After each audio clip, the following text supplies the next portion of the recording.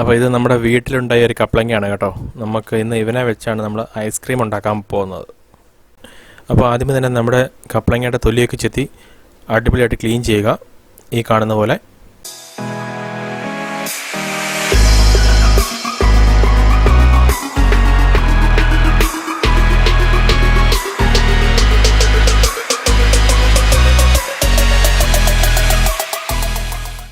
അതിനുശേഷം ഇവനെ ചെറിയ ചെറിയ കഷ്ണങ്ങളാക്കി അരിഞ്ഞെടുക്കണം. വീഡിയോ കാണുന്നത് പോലെ. കണ്ടില്ലേ, അടിപൊളിയല്ലേ കാണാൻ. ഇപ്പോൾ ഒരു പീസ് കഴിക്കാൻ തോന്നുന്നുണ്ടാവില്ലേ? പക്ഷെ കഴിക്കാനല്ല, നമുക്ക് ഇവനെ വെച്ച് അടിപൊളി ഐസ്ക്രീം ഉണ്ടാക്കാം.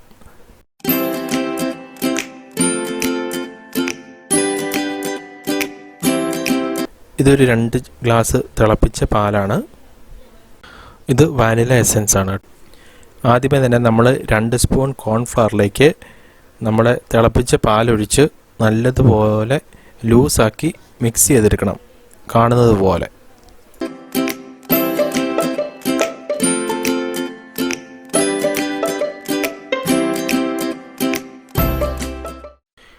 ഈ ഒരു പരുവത്തിലാകുന്നതിനും വരെ നമ്മൾ നല്ലതുപോലെ ഇളക്കി കൊടുക്കണം.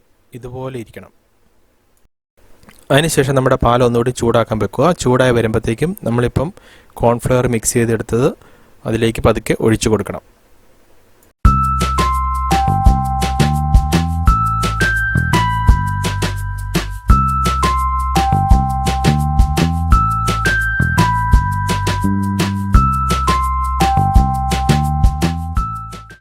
നമ്മൾ ഈ കാണുന്ന പോലെ ശരിക്കും ഇളക്കി കൊടുക്കണം.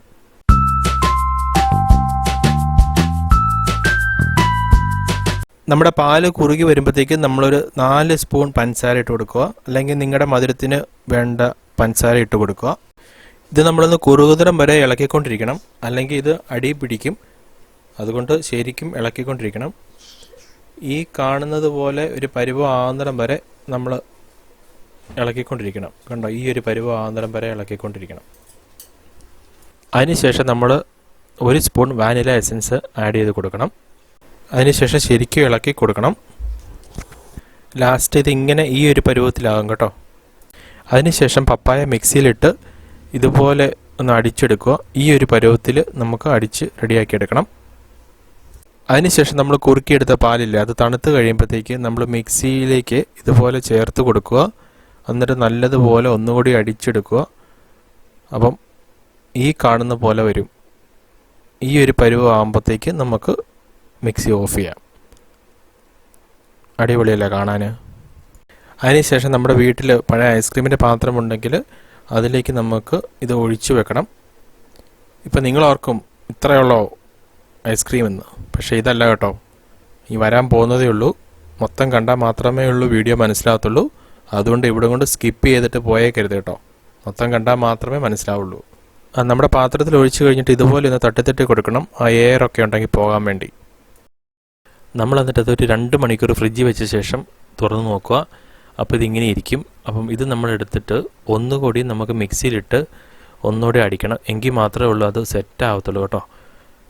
ഇതുപോലെ നമ്മൾ മിക്സിക്കകത്തിട്ട് ഒന്നുകൂടി അടിച്ചെടുക്കുക. അതിനുശേഷം നമ്മളിത് വീണ്ടും ആ പാത്രത്തിൽ ഇട്ട് കൊടുക്കുക. അതിനുശേഷം ഒരു നൈറ്റ് കംപ്ലീറ്റ് ഫ്രീസറിൽ വെച്ചാൽ മാത്രമേ ഉള്ളൂ നമുക്ക് ഐസായിട്ട് കിട്ടത്തുള്ളൂ.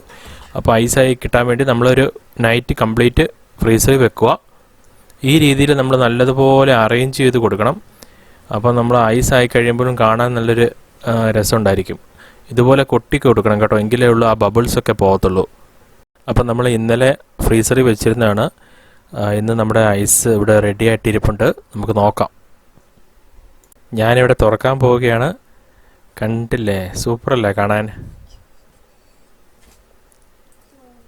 നമുക്ക് ചുമ്മാ ഒന്ന് ഡെക്കറേറ്റ് കൂടി ചെയ്തേക്കാം. എന്തായാലും നമ്മളൊരു വീഡിയോ ഒക്കെ ചെയ്യുന്നതല്ലേ.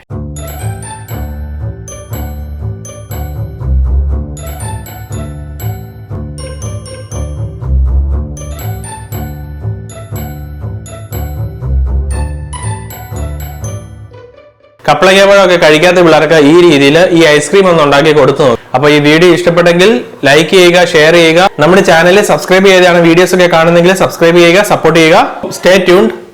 ബൈ.